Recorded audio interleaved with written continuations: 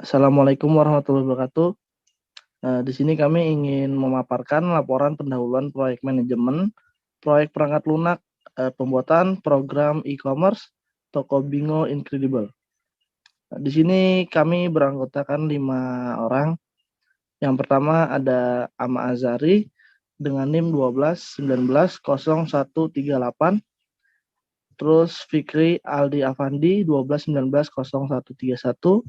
Galang Fahrul Faharlian 12190146, Singgih Saputro 12190125, Barap Soli Widayat 12190049. Program Studi Teknik Informatika Universitas Nusa Mandiri. Bawa lagi, Mas. Di sini ada daftar isi.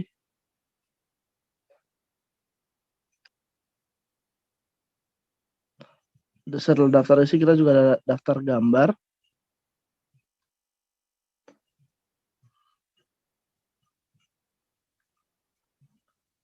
Kita sampai di bab 1. Bab 1 itu pendahuluan. Puji syukur kami panjatkan kehadirat Allah Subhanahu wa taala karena karunia-Nya kami sebagai penulis dapat menyelesaikan laporan proyek mata kuliah manajemen proyek perangkat lunak dengan rencana proyek pembuatan program e-commerce toko bingo Incredible. Laporan ini bertujuan untuk menyelesaikan tugas dari mata kuliah manajemen proyek perangkat lunak kelas 12 6B01. Dan kami juga menyadari bahwa laporan proyek ini masih jauh dari kata sempurna dan oleh karena itu baik kritik maupun saran kami butuhkan dari semua pihak yang bersifat membangun. Kami berharap demi kesempurnaan laporan proyek ini. Terus ada latar belakang.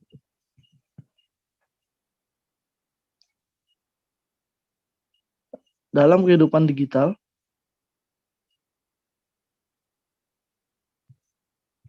ke atas sedikit, Mas. Dalam kehidupan digital seperti sekarang ini, sudah banyak teknologi yang dipakai dalam perdagangan, baik dari usaha kecil maupun usaha besar. Dalam mempermudah usaha mereka menggunakan berbagai macam aplikasi untuk menunjang semua usaha dalam perusahaan. Kami melihat untuk mempermudah usaha kecil seperti toko baju. Dalam hal tersebut, transaksi yang bisa dilakukan menghitung atau menunjukkan sebuah menu-menu dalam bentuk digital. Oleh karena itu, kami menawarkan diri untuk membantu membuatkan sebuah aplikasi yang menyelesaikan masalah dari para pengusaha kecil dengan merealisasikan dalam bentuk pembuatan aplikasi e-commerce yang mudah dioperasikan dan hasilnya dapat digunakan dengan baik. Next. Bab 2, inisiasi proyek. Yang pertama itu ada hak. Yang pertama mendapatkan program aplikasi e-commerce. Yang kedua mendapatkan data pelanggan dan produk. Yang ketiga keseluruhan data dan program menjadi hak milik. Yang kedua ada kewajiban. Yang pertama memberikan kebutuhan data kepada pelaksanaan proyek. B-nya menyampaikan kebutuhan software dan hardware selama pembangunan dan pelaksanaan. C. Membayar keseluruhan biaya pembangunan aplikasi e-commerce sesuai dengan kesepakatan bersama. Terus ada pembangunan aplikasi. Yang pertama ada hak. Itu mendapatkan kebutuhan informasi data yang sesuai dengan aplikasi yang dibangun. Mendapatkan aplikasi baik software, hardware, dan juga keperluan lain selama tahap pembuatan dan aplikasi e-commerce. Yang ketiga mendapatkan pembayaran dari hasil atas seluruh jerih payah dalam masa pembangunan dan pelaksanaan aplikasi e-commerce. Terus juga ada kewajiban. Kewajiban yang pertama membangun aplikasi e-commerce yang handal dan mudah dioperasikan.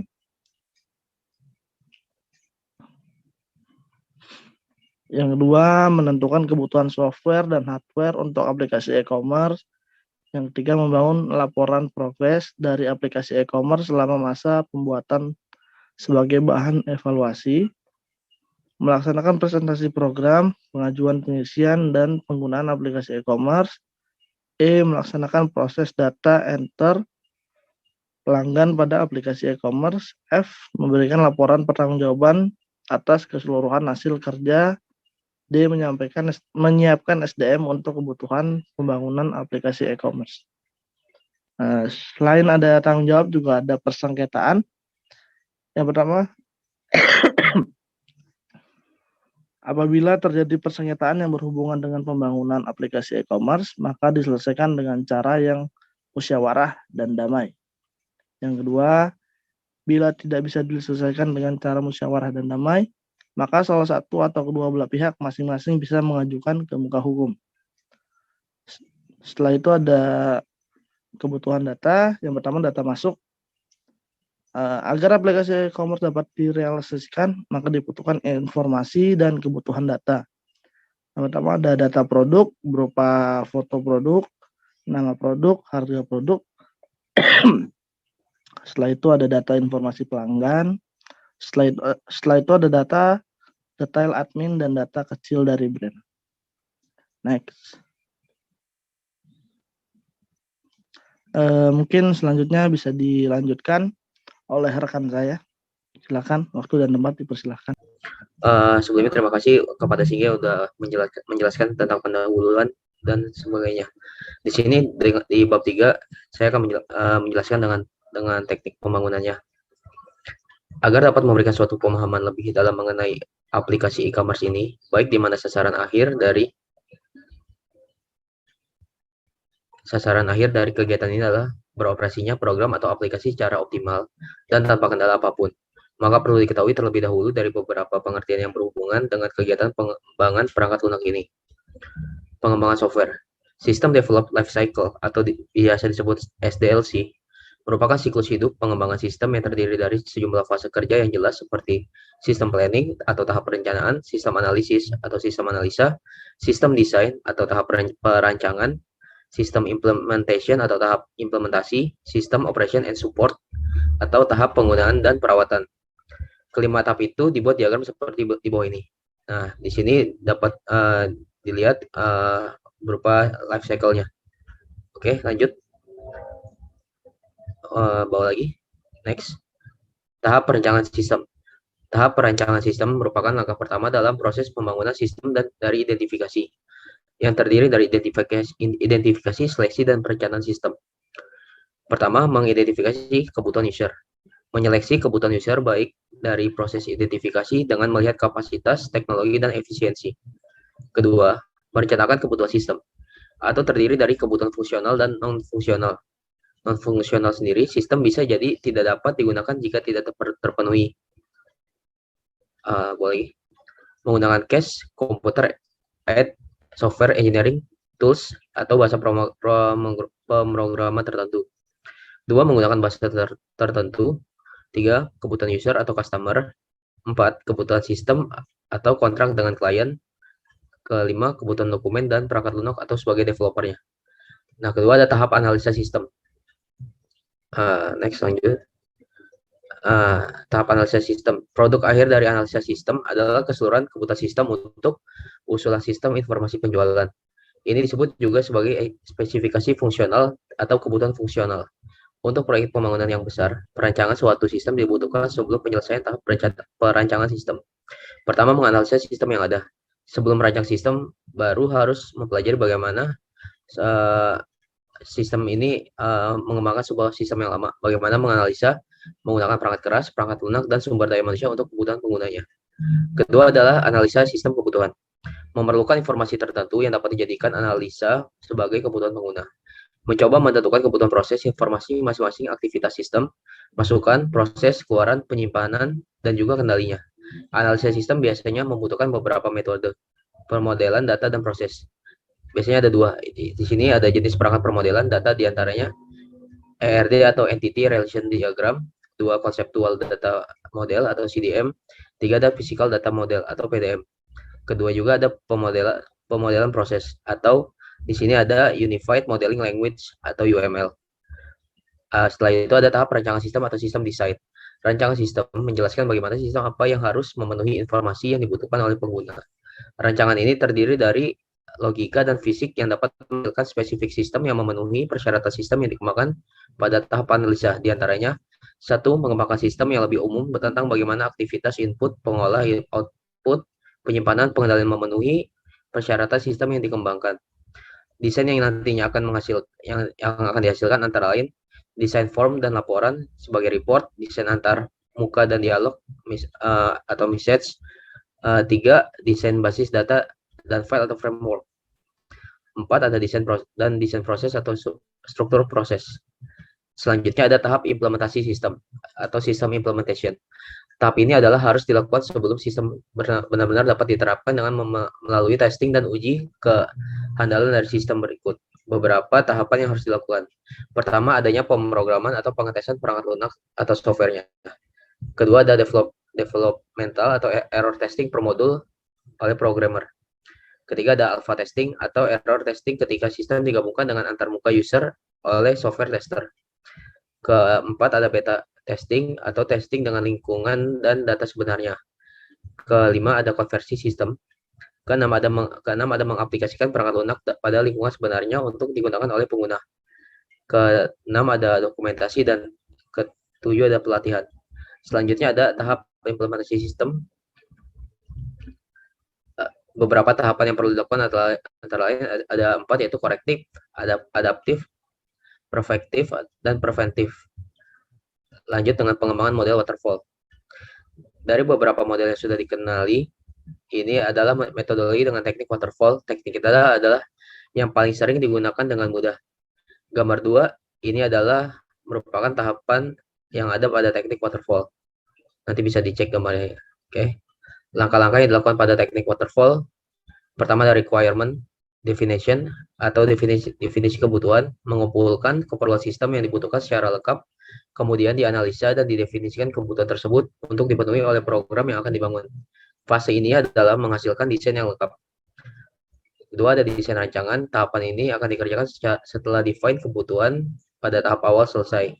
Ketiga, ada tahap development. Setelah tahap pada desain, maka akan diterjemahkan ke dalam kode-kode pada bahasa pemrograman yang diinginkan. Selanjutnya ada integration dan test. Setelah program selesai, setelah program selesai dibuat, maka akan diujikan sebelum diimplementasikan melalui tahap testing atau uji sistem. Dan terakhir ada installation dan acceptance. Langkah terakhir yang dilakukan adalah agar sistem dapat digunakan oleh user atau penggunanya. Nah, ini gambar 2 yaitu waterfall metodenya. Oke, lanjut. Ketiga, ada gambar metode menurut tokoh. Selanjutnya bisa akan dijelaskan oleh teman saya. Waktu dan tempat dipersilakan. Oke, terima kasih Mas Galang. Di sini saya akan melanjutkan di bab 4. Bab 4 ada tahap perancangan proyek. Nah, terus ada work breakdown struktur atau WBS. WBS adalah proses hierarkis yang membagi pekerjaan proyek menjadi elemen-elemen pekerjaan yang lebih kecil. Penggunaan WBS membantu meyakinkan pemilik dan membangun proyek bahwa semua produk dan elemen pekerjaan digunakan sebagai basis pengendalian. WBS adalah pemecahan atau pembagian pekerjaan ke dalam bagian yang lebih kecil. Terus ada pun alasan perlunya WBS. Yang pertama, pengembangan WBS di awal project life cycle memungkinkan diperolehnya pengertian cakupan proyek dengan jelas, dan proses pengembangan WBS ini membantu semua anggota untuk lebih mengerti tentang proyek selama tahap awal. Ada yang kedua, WBS membantu dalam pengawasan dan peramalan biaya, jadwal, dan informasi mengenai produktivitas yang meyakinkan anggota manajemen proyek sebagai dasar untuk membuat perundingan. Dalam pengembangan aplikasi e-commerce ini, WBS-nya adalah sebagai berikut.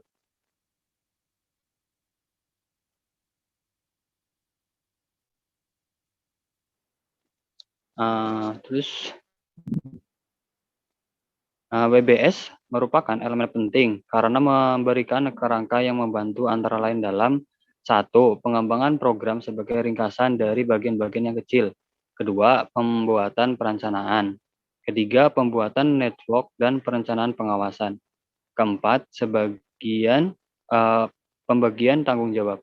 Dan yang kelima, penggunaan WBS ini memungkinkan bagian-bagian proyek terdefinisi dengan jelas.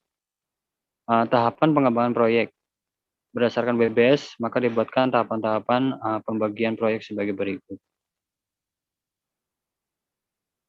Berikut tahapan-tahapannya.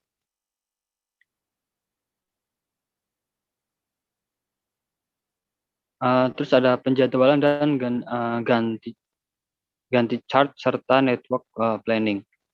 Pembuatan jadwal yang baik sangat mempengaruhi keberhasilan dari suatu proyek. Keterlambatan bisa dihindari dengan adanya jadwal pelaksana proyek dan Gantt chart-nya, sehingga sumber daya bisa dikelola dengan baik dan hambatan bisa diminimalkan. Yang bab kelima bisa diteruskan nama rekan-rekan saya. Terima kasih. Ya, terima kasih atas rekan saya yang sudah menjelaskan di bab 4.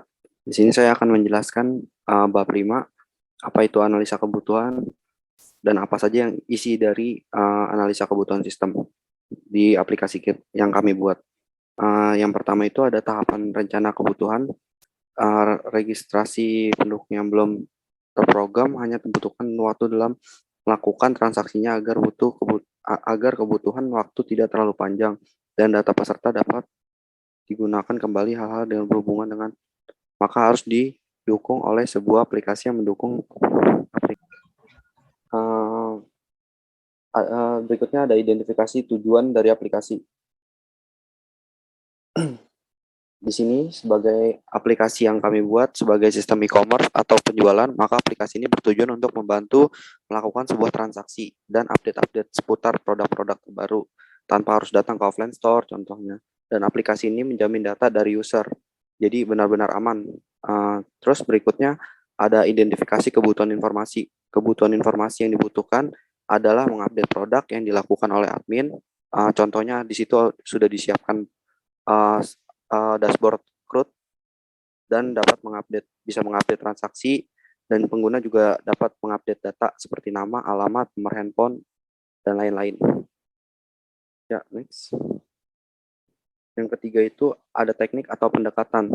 Teknik yang kami gunakan dalam proyek ini adalah teknik pendekatan struktur, di mana metode terstruktur yaitu metode pendekatan yang menggambarkan sistem melalui tampilan produk dan juga kemudahan bertransaksi pada saat transaksi produk dan penggunaan aplikasi ini. Tujuan pendekatan terstruktur adalah agar di akhir pengembangan perangkat lunak dapat memenuhi kebutuhan user atau pengguna, mudah dipergunakan, mudah dipahami dan dirawat, dimulai dari halaman yang menampilkan produk-produk serta user dapat memilih produk dan langsung memasukkannya ke keranjang belanja mereka. Pendekatan terstruktur dilengkapi dengan alat-alat atau tools dan teknik-teknik yang dibutuhkan dalam pengembangan sistem. Sehingga hasil akhir dari aplikasi ini atau sistem yang kami kembangkan akan diperoleh sistem e-commerce yang terstruktur dan didefinisikan dengan baik, jelas, dan aman. Next. Yang keempat itu ada kebutuhan pengguna atau user. Di kebutuhan pengguna dalam aplikasi e-commerce ini adalah sebagai user aplikasi e-commerce dan pembeli yang dapat bertransaksi menggunakan aplikasi e-commerce ini. Aplikasi e-commerce ini dibuat sesederhana mungkin dan menggunakan fitur-fitur yang dapat dipahami oleh user atau pengguna agar user nyaman dan dapat menggunakannya dalam melakukan bertransaksi dengan aman dan nyaman. Berikutnya ada analisa sistem untuk mendeskripsikan sistem dari aplikasi e-commerce yang baik. Maka dalam pembangunan aplikasi e-commerce Bingo Incredible ini dibuatkan analis dan kebutuhan datanya sebagai berikut. Next. Dalam sistem analis ini, di sini ada use case atau diagram dari aplikasi kami. Berikut adalah struktur gambarnya bisa dilihat. Kemudian yang kedua itu ada desain program atau disebut dengan Entity Relation Diagram atau ERD. Nah, berikut ada dari pengguna, produk, dan transaksi. Ada strukturnya juga, sudah terstruktur. Berikutnya, next.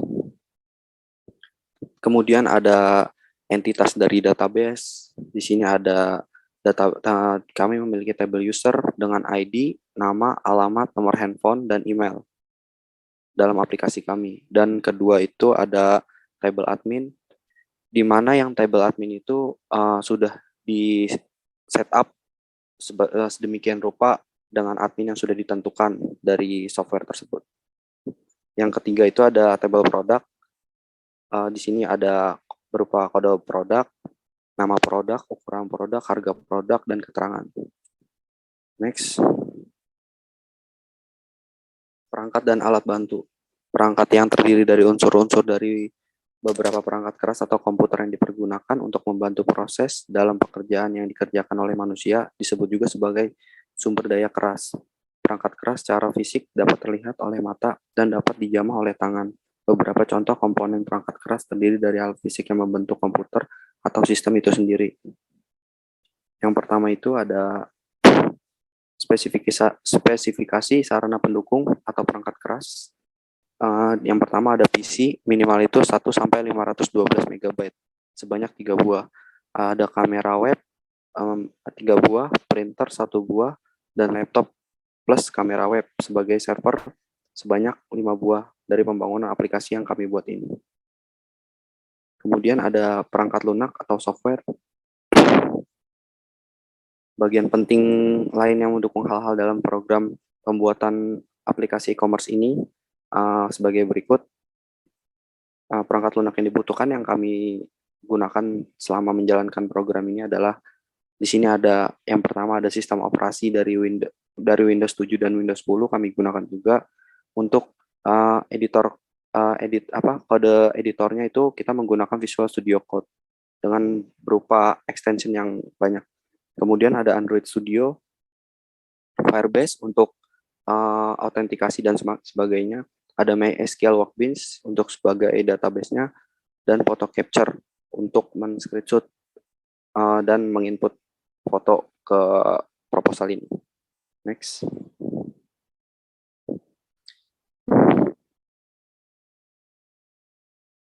Yang keenam itu ada rancangan tampilan program dan hasil. Rancangan tampilan antarmuka atau biasa disebut dengan user interface. Dari rancangan antarmuka atau biasa disebut dengan interface, aplikasi yang dibuat menjadi beberapa tampilan sebagai berikut. Yang pertama itu ada rancangan interface berupa splash screen. Jadi sebelum masuk ke halaman registrasi atau login, pengguna ditampilkan splash screen sebagai rancangan awalnya. Bisa lihat di bawah ini. Next. Nah, ya. Ini rancangan splash screen. Yang kedua itu ada desain rancangan antarmuka halaman registrasi dan login, di mana tampilan ini atau halaman ini dapat melakukan registrasi dan login untuk user. Di sini kami pisahkan untuk login dashboard admin dengan user admin, dengan user dan password admin, dan untuk user itu juga dengan user dan password dari user tersebut. Bisa dilihat dari di bawah ini. Bawah, Mas. Nah, ya ini rancangan antarmukanya. Terus next. Yang berikutnya ada rancangan antarmuka pada halaman utama atau biasa disebut dengan home. Di sini kami langsung menunjukkan dari informasi berupa produk. Di situ kita upload juga diskon untuk seputar diskon dan seputar hal-hal terbaru dari brand yang kami buat ini dalam aplikasi ini. Next. Yang berikutnya ada rancangan dari halaman detail produk dan keranjang. Pada halaman dari aplikasi berikutnya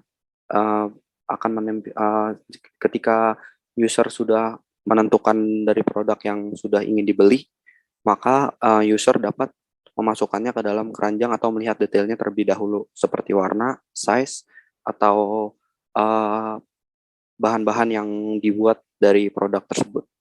Ini ada info-infonya dan kemudian masuk ke keranjang. Next. Berikutnya akan disampaikan oleh rekan saya. Waktu dan tempat dipersilahkan.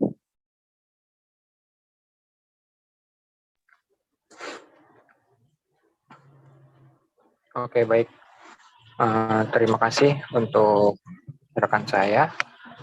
Di sini saya Fikri Aldiapandi melanjutkan presentasi di bab 7 di struktur organisasi proyek dan SDM. Dan sebelum melaksanakan pembangunan program aplikasi e-commerce ini, maka diperlukan sumber daya dong pastinya yang handal dalam pembangunan program aplikasi e-commerce tersebut. Dan kebutuhan tenaga para pelaksana yang menjalankan program tersebut. Untuk itu disusunlah struktur organisasi proyek agar semua yang diinginkan pemilik aplikasi bisa terwujud oleh tim pengembang, yaitu SDM dari organisasi proyek ini. Dan susunan struktur organisasi proyek sesuai dengan kebutuhan, yaitu sebagai berikut. Di sini ada ketua proyek, ada divisi keuangan, lalu ada programmer, ada technical support, ada SPV, dan user operasional aplikasi. Dan selanjutnya deskripsi sumber daya manusia.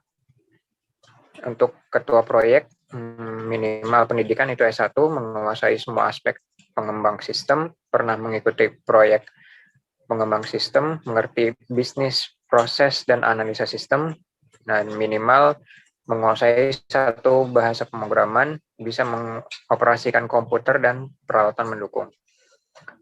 Lalu ada administrasi keuangan, nah itu minimal pendidikan D3 akuntansi komputer, yang mana menguasai pengelolaan keuangan dan administrasi, dan bisa mengoperasikan komputer dan peralatan pendukung. Dan yang terpenting adalah programmer.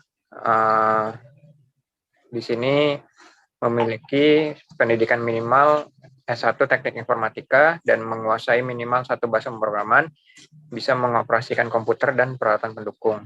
Dan selanjutnya ada technical support yang dengan minimal pendidikan D3 teknik komputer, menguasai pembangunan jaringan minimal LAN, dan bisa mengoperasikan komputer dan peralatan pendukung. Lalu ada supervisor, minimal pendidikan S1, mengerti bisnis proses dan analisa pengembangan, lalu berpengalaman dalam mengikuti proyek pengembangan sistem, dan minimal menguasai satu bahasa pemrograman.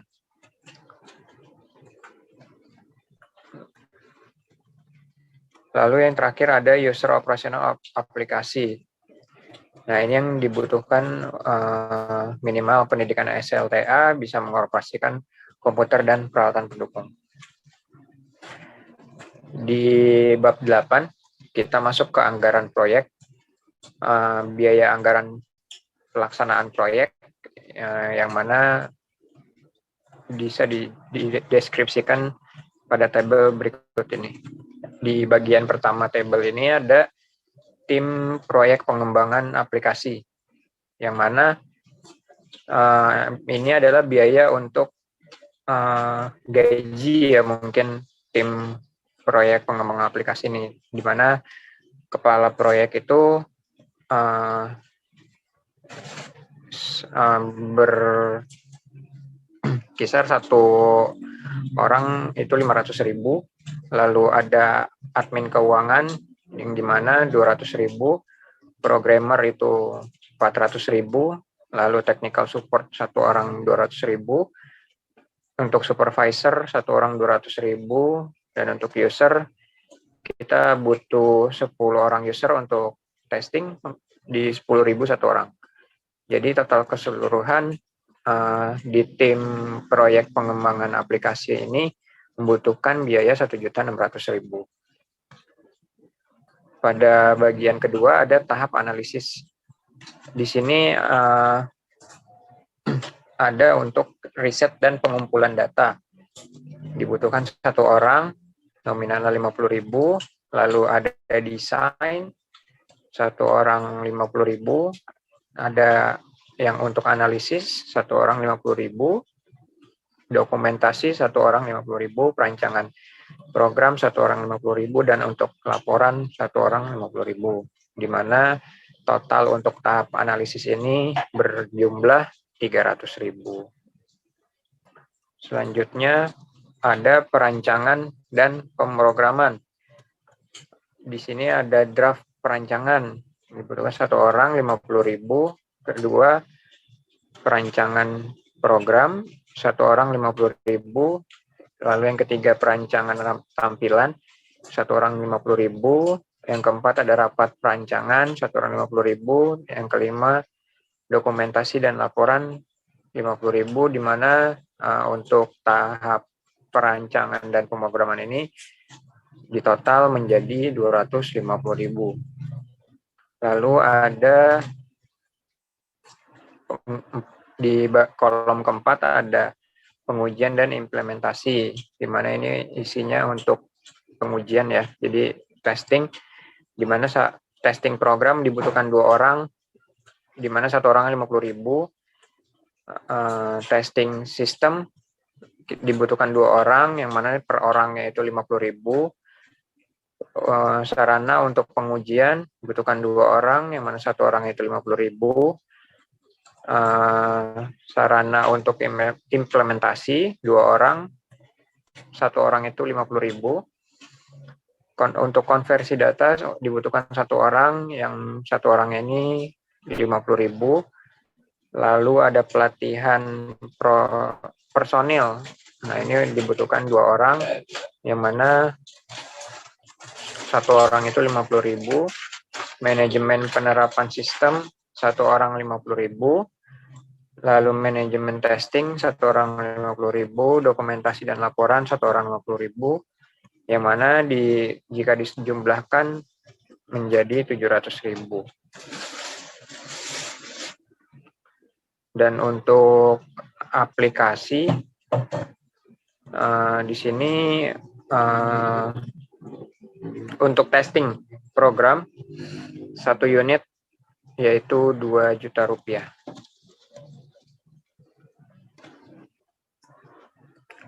Saya kembalikan ke teman saya.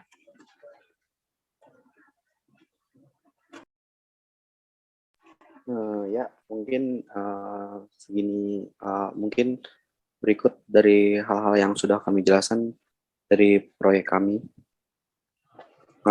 Kurang lebihnya mungkin kami membutuhkan kritik dan saran untuk kedepannya lagi untuk proposal kami.